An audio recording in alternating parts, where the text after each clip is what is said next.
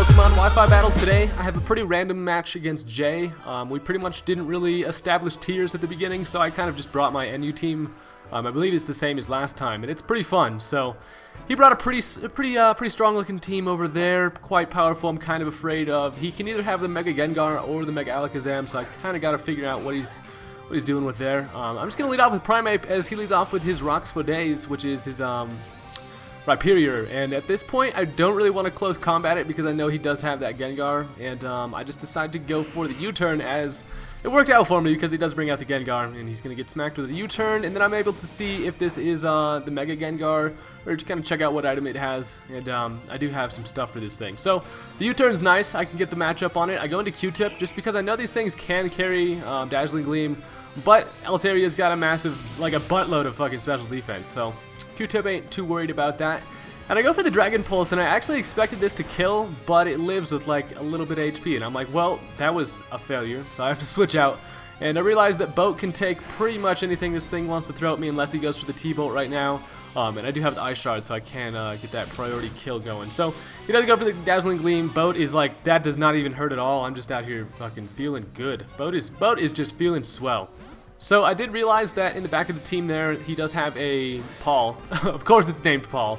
So I did go for the Ice Shard just to play it safe to try to kill that Gengar. But as long as I can get Stealth Rocks up later, that Gengar shouldn't be able to do anything. It should die as soon as it comes in. So I do Ice Shard the Paul. Paul is like laughing at that damage. And Paul is just always a problem. Paul just comes out here to ruin my day again, and that's just fantastic. So I have to switch, and I realized now wouldn't be a bad time to get out my my Shroom here, because Shroom can kind of pretty much take anything this Paul wants to throw at me. I predict the Psyshock. He does go for the Psyshock, and that's pretty damn nice.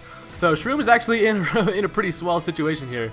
I'm able to go for the Thunderbolt. I actually just decided to stay in and not go for the setup because I figured it was too risky, and I just went for the Thunderbolt, and it almost kills it in one hit, and I was really thinking it was going to kill. With the Life Orb damage, it doesn't. He actually stays in, goes for the Ice Beam. I'm not sure why at all, but my Shroom is digging it. So he realizes that his Paul's got the Regenerator. He's going to switch it out, get some health back, and then be able to bug me with that thing later. So he switches into Rocks for Days and goes in, so he gets the Thunderbolt neutralized. Here he makes a questionable play and goes for the Rock Polish, and which is kind of nice for me because my ability is analytic, meaning whenever I move last, all my moves are increased by like 30 power, I think, so it's pretty cool. I just went for the Recover just to see if he had anything that he wanted to hit me with. He goes for the Mega Horn, and this is the most intense part of the match. Shroom fucking tanks that Mega Horn and lives with 2 HP and is able to come back, kill this thing with a Psychic, and in the process, kill myself with a Life Orb. But hey, that was pretty badass. I actually probably should have just Psychicked it from the beginning, but at least that was pretty intense. I was not expecting to live that Mega Horn. So he's going to bring out Mustachio now, and Primeape is pretty happy about that because I'm like, okay, this is chill. I can just get that Choice Scarf U-turn. He actually shows me that he's got the Mega Alakazam, which is pretty cool, and he's going to trace my Vital Spirit or whatever, which is not going to be useful.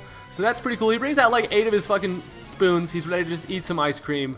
I'm like, Alakazam, there is no ice cream out here for you. I just go for the U-turn, which is going to do a lot of damage. Almost kills it, and I was like, damn, what's the deal with shit? I'm not killing things today. But it's all good because I know that I can switch into Boat, and Boat can pretty much handle anything this thing wants to throw at me unless it's got a Focus Blast right now. So he just goes for the Psyshock, which is perfect. And I can kill this thing with an Ice Shard, but I realize that he does still have that Slowbro in the back of his team. Paul is pretty much taunting me there because he can't. He basically just walls the hell out of Boat. So I predict him to switch into his Paul, as he does, and I go into my Primeape knowing I can just U-turn out, get a bunch of damage, and he's not going to really enjoy that. So I do switch. Get that double switch action, and Primeape gets the matchup he wants, which is perfect. Now, Primeape pretty much just does what he does, and just goes for the old U-turn. Since Paul is so damn bulky, it is going to take that pretty nicely. And you know, come to think of it, I probably should have just switched into Cradilly because I would have been able to basically just do about the same thing. I go into Cradillo at this point, which is pretty nice because I can get the Stealth Rocks up, which is going to be perfect because he does have that Alakazam and that Gengar in the back of his team. So he goes for the Slack Off and gets a whole bunch of health back, which I'm just sitting over here like, damn you, Paul. acting like a real McAsshole right now. So he's going to take advantage of the fact that there's no stealth rocks in the field, and he's going to switch into his Mustachio, who has like 1 HP left. He's going to get it in safely, which is kind of scary. He's going to trace my Storm Drain.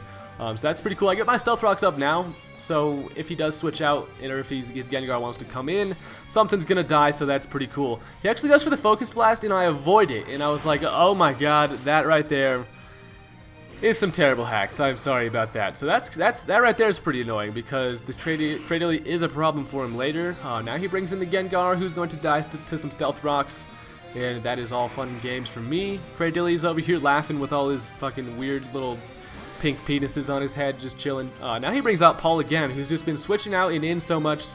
He's just full health with his damn regenerator. At this point, I'm just like, you know what? I'm just gonna Toxic this thing.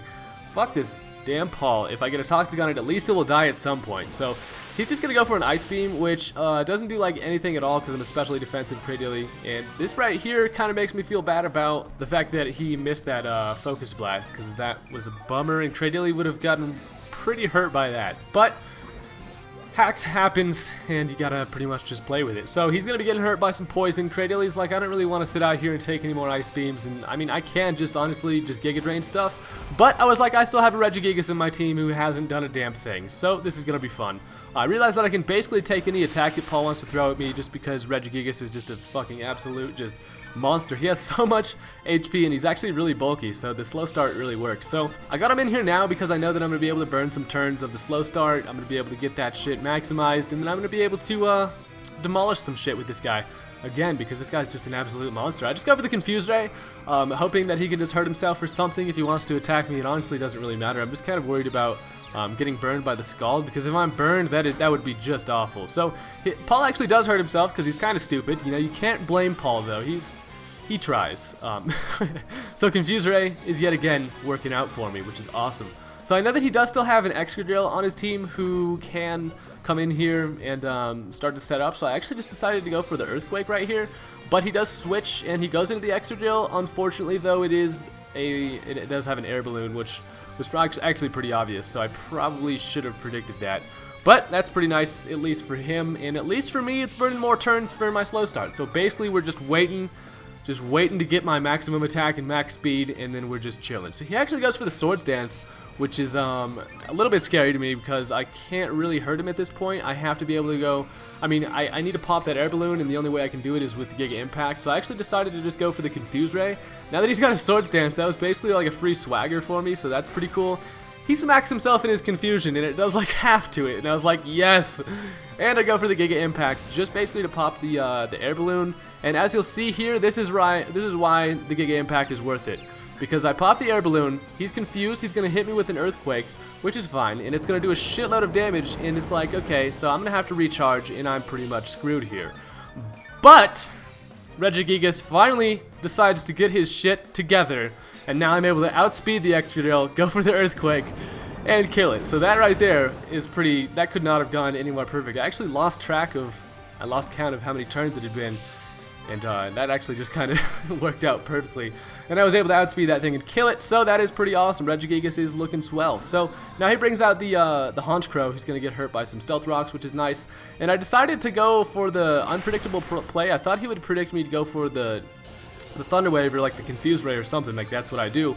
But he just goes for the Sucker Punch, as I just tried to Giga Impact it just for the lulz. But it actually ended up not working out for me, and Regigigas died. But at least he got some shit done, so that was pretty badass. Now I go into Boat, thinking that he's going to go for the Sucker Punch again. I can go for the Dragon Dance, get up a little Dragon Dance.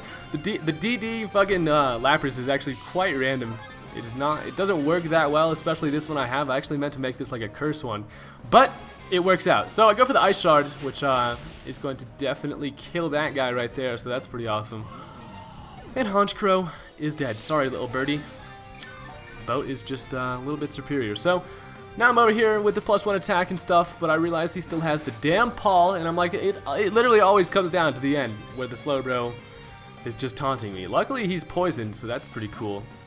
I realize Boat can't really do much, so I just decided to switch into Cradildo, who I know can take as many Side Shocks and Ice Beams and all that stuff as I want, because I do have the Recover, and he is poisoned, so yeah, we're looking pretty solid over here. I can actually also just go for the Giga Drain, and I actually just decided to do that, because I get health back that way anyways, and it hurts him. And then this Paul ends up dying, which is sad. Sorry, Paul. But that was still a good match. I just like using kind of funny Pokemon that Regigigas. It doesn't work, but when you do get it to work, it's pretty hilarious. That slow start ain't too bad overall. It's actually my favorite ability. Slow start, probably one of my favorites next to Truant. So Cradilly's over here tanking. He's just gonna go for one more Giga Drain after this toxic damage, and that is going to be the end of the match. So thank you guys for watching. If you enjoyed the match, click the thumbs up button in the bottom left corner of the video. It really helps out, and I will see you guys next time. Peace out.